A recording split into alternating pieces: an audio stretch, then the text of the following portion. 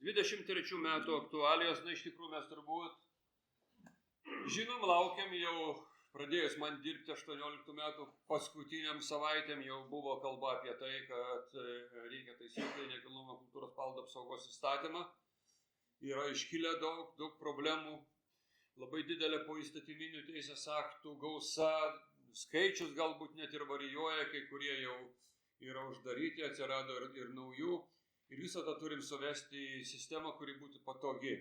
Patogi, apimanti viską ir mažinanti biurokratinės administracinės procedūras. Labai daug nekalbėsiu apie tai, nes sekantis pranešimas Sigitos, kurios nebematau čia. Tai apie įstatymą ir problematiką susijusią su jo rengimu. Na, ko mums labiausia norisi? Kokios yra viltis? Na, iš tikrųjų, tų vilčių yra labai daug. Viena, kaip minėjau, sumažinti administracinių procedūrų.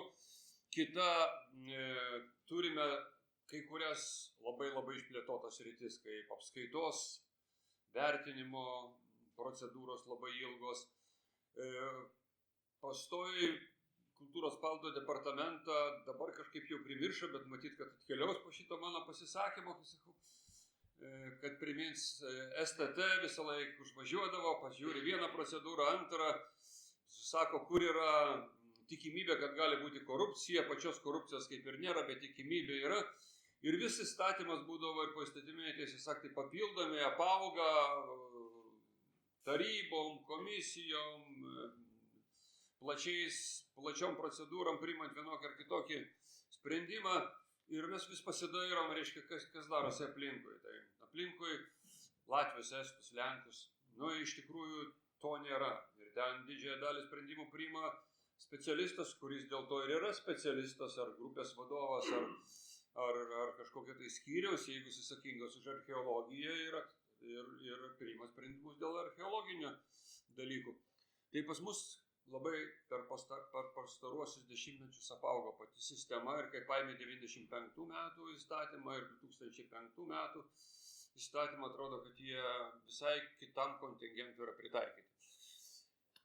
Tai antra dalis, kurią labai reikėtų sunorminti, tai yra santykis tarp tvarkybos ir statybos procedūrų.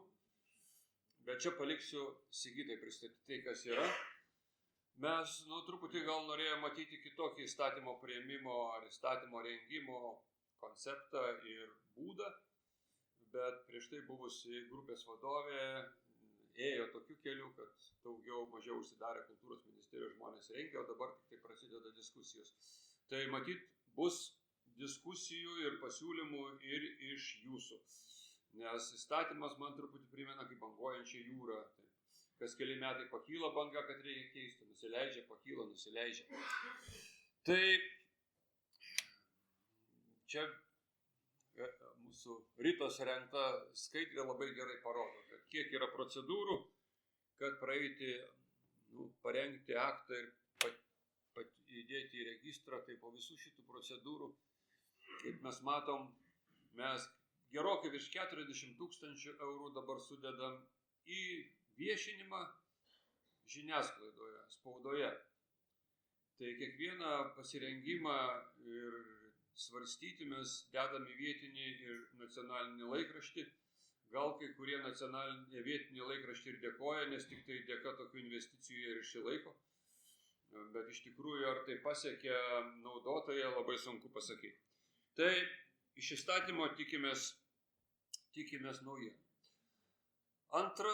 Antras iššūkis, kuris buvo ir nedaug dievė ne vienam vadovui, per 4 metus sulaukti 2 reorganizacijas. Tai iš tikrųjų politinis sprendimas buvo sujungti kultūros paveldo departamentą su kultūros paveldo centru ir įkomponuoti į mūsų vidinę struktūrą.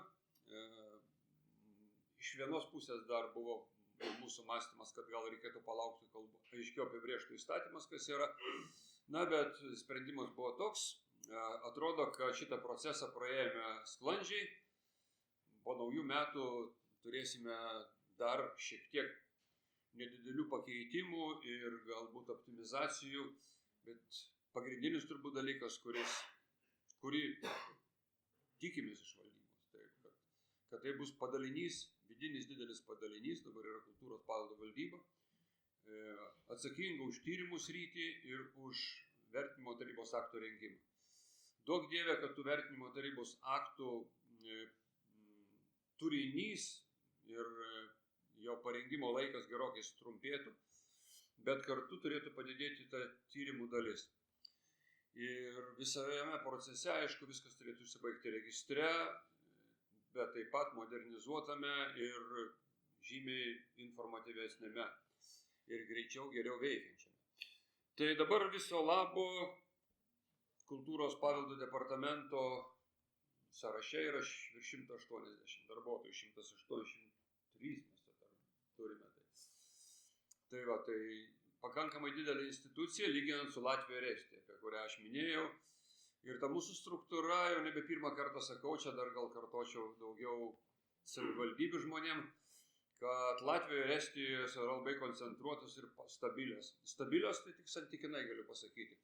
Kai aš dirbu tokį trumpą laiką, kur man galvoje ir mintyse atrodo, kad aš jau 1,5 metų dirbu, jau dabar 4 su viršum, tai Estijai pasikeitė, aš jau 3 direktorių pažįstu, o Latvijoje yra stabilumo garantas Juris Dambis, kuris jau nuo 89 turbūt metų dirba. Tai Latvijoje yra viena institucija atsakinga už paveldą ir daugiau nieko, Estijoje viena institucija valdyba kultūros paveldo ir 1,5 žmogaus ministerijoje.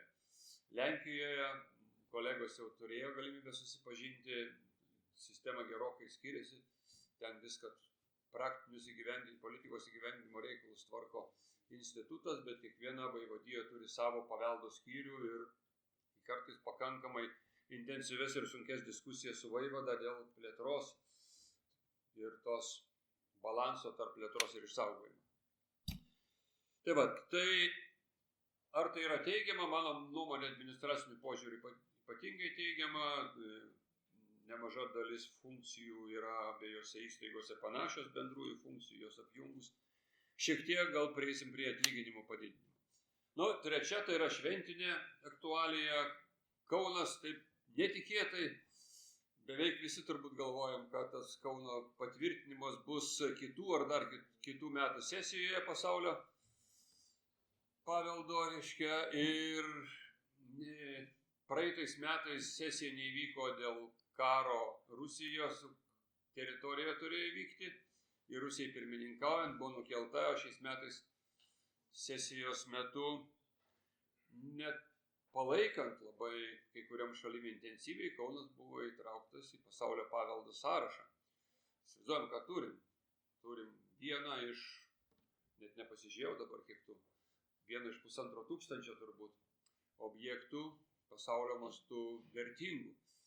Ir čia mums labai kartu su Kauno miesto savivaldybe, su visom paveldosaugos institucijom, ministerijom, ir iš tikrųjų reikia planuoti ne tik tai kultūros paveldo departamento ar miesto savivaldybės mastu, bet ir kitų ministerijų mastu. Tai yra reprezentacinis dabar miestas ir daug kas važiuos pasižiūrėti, nes jis unikalus.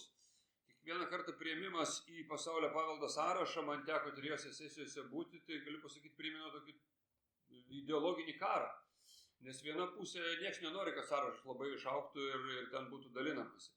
Yra gal Europos pusė tokia racionaliau mąstanti ir ypatingai Skandinavai, jie dažnai žiūri galima, negalima, ištems įgyvendys nustatytus kriterijus, o kiti labai būna pasiskirstę. Tai aš jau citavau turbūt vieną kartą Kernavės priėmimą, kodėl Kernavė taip greit pateko, sako, ir taip nuostabiai balsavo visi. Tai, ką ten Kernavė sakė, priejo iš arabų kraštų, sako, tai pagaliau ne kokia nors bažnyčia ar dar kas nors.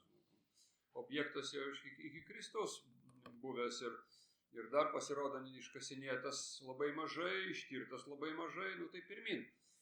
O tos pastabos, kurios buvo atėję iš inspektuojančių, vadinkime, institucijų iš Kauno, tai buvo netgi politinės apie tai, kad Kaunui ką reikėtų pataisyti, kad sovietmečio netgi buvo pasiūlymas architektūrą sudėti ir aprašyti daug plačiau ir kitų dalykų. Tai va, tai Kaunas iššūkis yra daugelį mūsų. Na, šie metai buvo, aš visai nesenai juokavau, 3 dideli jubiliejai, Vilniui 700 metų, Klaipėdai nuo Klaipėdos prisijungimo 100 metų ir 20 metų nuo dvarų programos parengimo. Tai Vilniuje iš tikrųjų buvo daug renginių, ar tai labai prie paveldo prisidėjo, bet tvarkos atsirado šiek tiek daugiau. Vilnius turėjo ir dar daug renginių susijusių su Šventojo Juozapato metais, apie kurį šiek tiek susakysiu. Tai peršoksiu tą skaidrę. Dvarų forumas, iš tikrųjų, aktualija, kuri vėl iškilo prezidentui važinėjant, ko gero ir biržose būnant. Ne vienas meras guodėsi, kad viskas būtų gerai, bet tik tai dvarai yra didžiausias mūsų skaudulys paveldo, apskritai jo pritaikymo srityje.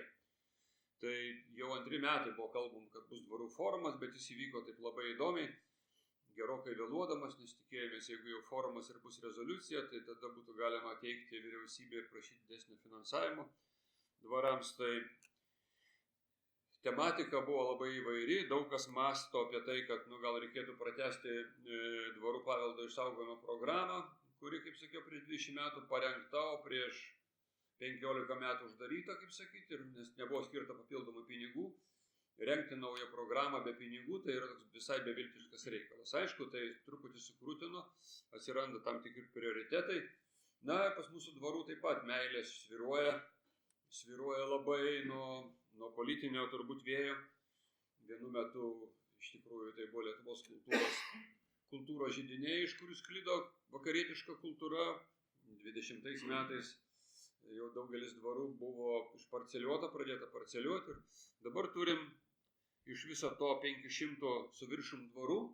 Turbūt 100 galim drąsiai pasakyti, kad yra labai blogoje pirktinoj būklėje. Ir kai kuriem dar nenustatytos vertingosios savybės, bet ko gero nemažos dalies reikėtų atsisakyti. Dvarai griūna, tą iš tikro sunku sulaikyti ir labai didelių, daug milijonų reikia, kad mes šitą sistemą, jeigu norime, kad visi dvarai būtų reprezentaciniai, o dabar praktiškai beveik visi dvarai yra registre, negalim sakyti, prieš 30 metų buvo konstatuota, kad apie 1000 dvarų Lietuvoje dvarų, palivarko ar dvarų likučių yra. Dabar turim, kiek čia, 535 atrodo, o per inventorizavimo procesą, inventorizacijos metu 3 nauji objektai pateikti. Jokio išskirtinio proceso nėra.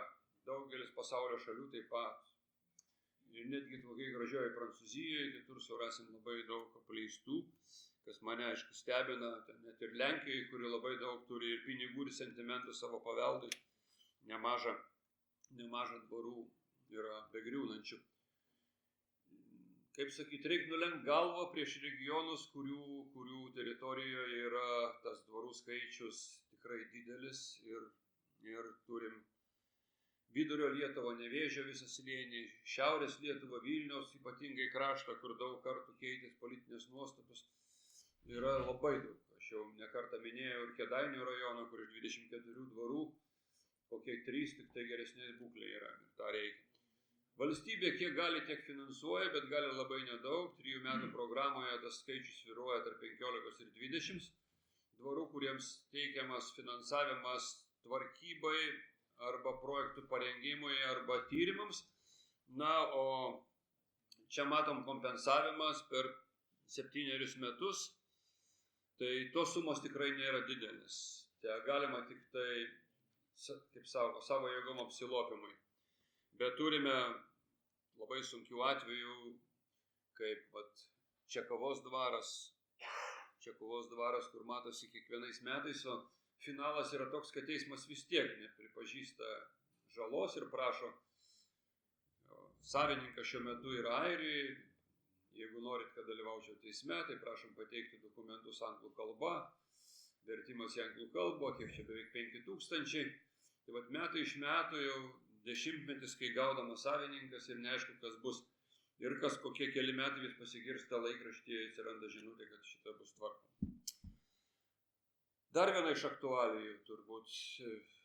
Žinom, kad mūsų paveldo vietovių komplekso dalinai reglamentavimas susijęs ne tik tai su vertinimo tarybos aktu, reglamentais, bet ir su teritorijų planavimo dokumentų rengimu. Ir didelė dalis, dame reikia nulenkti galvą ir biržams, visiškai dėl biurokratinių dalykų. Planas nebuvo pabaigtas ir patvirtintas, buvo pabaigtas, tai reikėjo tik tai ministro parašo, bet teisininkai iškasė, kad prieš 10 daugiau metų, išduodant sąlygas, negalėjo būti išduotos sąlygos dėl tam tikrų teisės aktų pasikeitimų.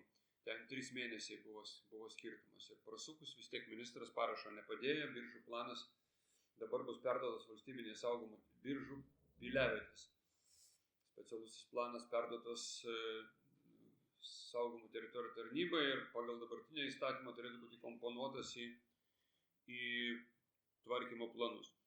Tai šiemet atnaujinam, jau dabar įsibėgėjo Trakų istorinio nacionalinio parko planavimas, pradėtas Vilniaus artimiausiu metu turėsim susitikimus, jau jų ir buvo, ir Kauno, kurio iš baimės niekas nenuperka, jau antras, nieks nesudalyvauja konkursuose. Bet tikiuosi jau įtikinom. Tai tokie kaip ir Trakai atrodo jau ir pamylėti, ir turistų tūkstančiai, milijonai turbūt užvažiuoja ir visa kita, bet vietų, kur reikia sutvarkyti, atverti, prižiūrėti yra labai daug. Viena iš nelabai didelių aktualijų, bet šie metai buvo numatyti kaip išskirtiniai ir tokie proveržio metų inventorizavime. Dabar turim 1235, prieš savaitę buvo inventoriai objektų. Tai pasistumėjimas gana didelis ir labai laukiam ir jūsų savivaldybių paveldosaugininkų, ir jūsų įkalbėtų žmonių ar institucijų, kad prisidėtų. Norisi per 2-3 metus sukaupti tą bazę objektų ir paskui apsispręsti, ką traukiam į registrą, o ką iš registro braukiam ir sugultų inventorių. Tai inventoriaus apibrėžimas įstatyme taip pat yra vienas iš aktualių klausimų. Tai dar iš tikrųjų yra ir poreikis, ir didelis, ir savotiškas vajus, kad Lietuvos dailininkų sąjunga nori visą modernų meną, freskas, skulptūras ir visą kitą inventorizuoti ir kad jos turėtų tam tikrą apsaugos statusą. Tai čia kalbam apie darbus, kurie yra 60, 70, net 80 metų. Ir jie tą darbą daro ir kažkiek tai inventorių suguls.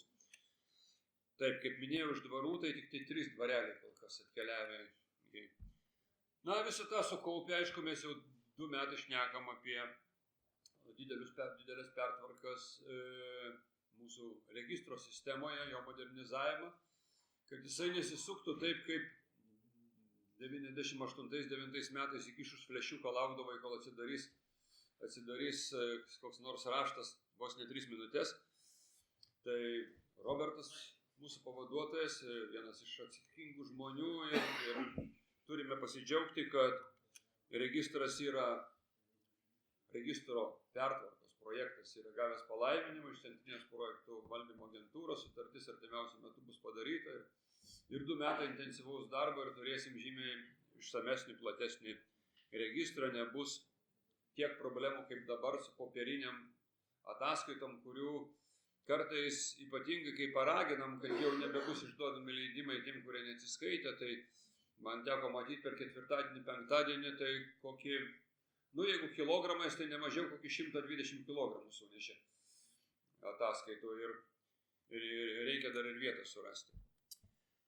Tokia nedidelė aktualija, iš tikro labai gerai pasikeitė santykiai su Lenkijos institucijom, tiek valstybės institucijom, tiek šiaip požiūris ir į lenkiškai klodą Vilniaus pavelde ir kiti metai, 25 metai, Čiurlionio metai, tai ieškom būdų, kaip įamžinti Čiurlionio mirties vietą. Kas 2 metai vyksta susitikimai ir šie metai turėjom įdomų susitikimą Krokuvoje ir aptarėm tikrai daug dalykų. Prioritetai. 23 metai Šventojo Juozapato metai. Departamentui buvo nuleista daug užduočių. Tai Vilniui dabar kaip niekad turbūt į metų antrą pusę pasipylė konferencijos, parodos, seminarai. Departamentas ir Vilniaus universitetas organizavo seminarą apie Šventojo Juozapatą ir jo laikmetį ir iš tikrųjų suvažiavo visa Bazilijonų vienuolyno vadovybė ir iš Romos, ir iš daugelio aplinkinių šalių, ir iš Ukrainos, Vengrijos, Lenkijos ir kitų. turėjom tikrai plačią galimybę. Na, iš tikro, Vilniuje yra garbė, Šventas Juozapatas guli Vatikano Švento Pauliaus katedroje. Tai, nelabai ką surasim tokių objektų. Tai paskutiniu metu atidarytos kelios parodos, Bažnytinio meno muziejuje, jeigu domitės architektūra, tai kas buvo unitų paveldas Vilniuje, tai aplankykite Rotušę šiuo metu veikiančią parodą. Vienas sudėtingiausių dalykų, bet pasirodo ne tik tai pas mus ir daugelį šalių dabar, yra atsinaujinančios energetikos klausimai ir klimato kaitos klausimai. Tai konferencijų taip pat daug vyksta, buvo kongresas Osle, praeitais metais turbūt, ar ne, antroje metų pusėje. Ir visą laiką šitą temą minima, Biržoms turbūt klimato kaita nelabai, atrodo, didelės įtakos turi, nuo Rygos įlankos vanduo neateis, Klaipėdai Nemuno slėnių tikrai turi, ir visą tai vedama į tai, kad turi būti energetika švari ir atsinaujinanti. Tai teko bendrauti Europos paveldo vadovų susitikime Sevilijoje prieš mėnesį su šveicaru, kas mane nustebino, beveik visų šalių paveldosaugininkai akcentuoja tą problemą. Gerai, kad yra statoma, bet labai sunku suderinti tai, ką bando vyriausybės įdiegti.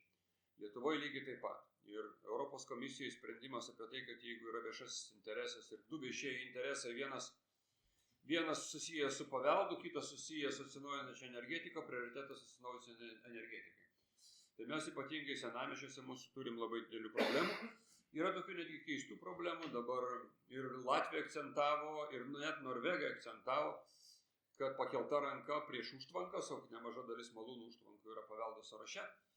Ir Latvija sako, ypatingai įsibaiminę, kad dalis užtvankų yra greunama ir ta istorinė vertė prarandama. Pas mus tokių veikiančių nėra labai daug, daugiausia tos apleistos užtvankos. Balansą reikia rasti. Jeigu jau leidi greuti, tai kažkas turi būti patvarkyta.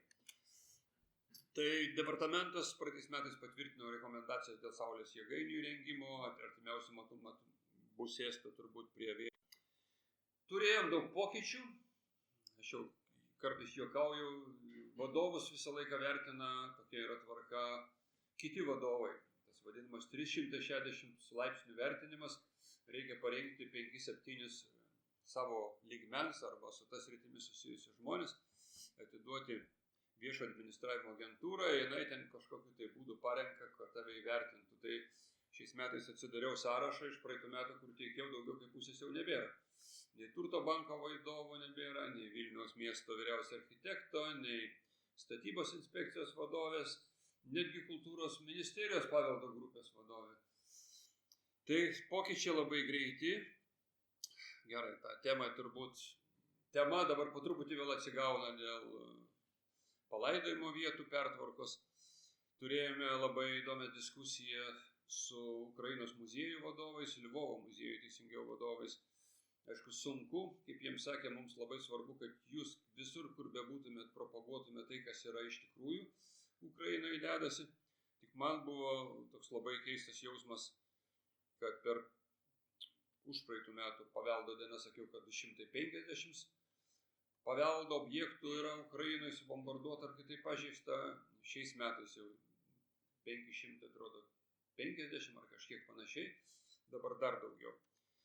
Ir tas brutalumas savo duoda. Na ir vienas iš tokių einamųjų aktualių klausimų, aišku, tai istorinių želdynų klausimas, kurį skaitant laikraščius atrodo vienaip, realybė yra kitaip. Dabar daug ką daro ne protas, susiklausimas, susitarimas, bet, kaip sakyti, reakcija į tam tikrus mitingus. Tai Vilniaus mieste turėjom tokią labai aštrią diskusiją dėl Basanavičiaus gatvėje augančių medžių, ar jie savaime užaugę, ar juos reikia saugoti, ar jie daro paveldui poveikį ar ne, ir generaliniai prokuratūrai buvo siūsta informacija ir žinia ir visa kita. Labai sunku surasti tą sprendimą. Aš suprantu, kad vietos žmonės nori tą žalią erdvę matyti, aš lygiai taip pat. Bet tai, kas yra ten, tai tikrai nei su kokybiškų želdynų suprojektavimu ir priežiūra, nei su kokybiškų paveldo apsauga. Ir jeigu vienas arboristas parašo išvadą, kad čia yra viskas gerai ir 100% greuna, kaip sakyti, 100% daro neigiamą įtaką, kitas arboristas pasako, ta įtaka Nu, bent jau per televizorių, kaip pasako, beveik nėra. Arba kaip supaprastinus turbūt galim pasakyti, paveldas želdiniams nemaišo. Bet želdiniai po 10 metų tą senelį vis tiek išvers. Tai departamento žmonėms iš tikrųjų labai sunku priimti sprendimą. Ir tas sprendimas turi būti kaip šachmatų partijoje, tam, kad neužpykintum, kad procesas tęstųsi paveldo tvarkymo ir istorinėse želdynuose parkuose lygiai tas pats. Savivaldybė turi turėti tam tikrą balsą ir mūsų tas sprendimas turbūt negali būti paniekintas paniekinantis tai. Na, nuotrauką kairėje net nebeužvardinau, bet čia didžioji, nemaža dalis Lietuvos liuteronų reformatų, kunigų, suvažiavusi pasikalbėti apie paveldą, kaip sakau, be galo sunku ką nors pasakyti, kai tokia nedidelė bendruomenė. Pramoninis paveldas, kurio Lietuva nevertino ilgą laiką, o dabar jau pat surasti ir įpaveldinti labai sunku, bent išsaugoti.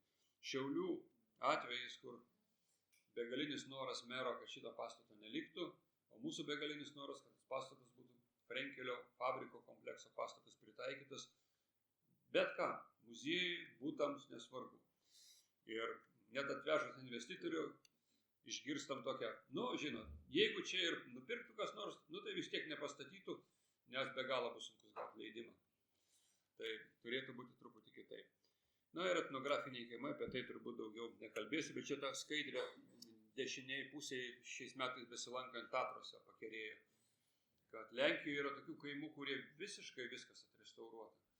Visa mediena, visi stogai, bet mechanizmo niekaip neišpešam, kaip ten yra koks turbūt 50 namų su gontais, skiedrom ir mediniai žmonės taip pat gyvena šitose kiemuose. Tai mūsų tikslas po Musteikos susitikimo lygiai taip pat, nu, kad tegul būna nors 5000 žmogų, kad jis pats savo rankam galėtų susitvarkyti, nes etnografinis kaimas taip ir būdavo per visą laiką žmonių rankomis tvarkomas. Tai ačiū uždėmesį, aktualijų, kaip mato, daug ir norėtųsi, kad problemų liktų mažiau ir mažiau. Dėkui.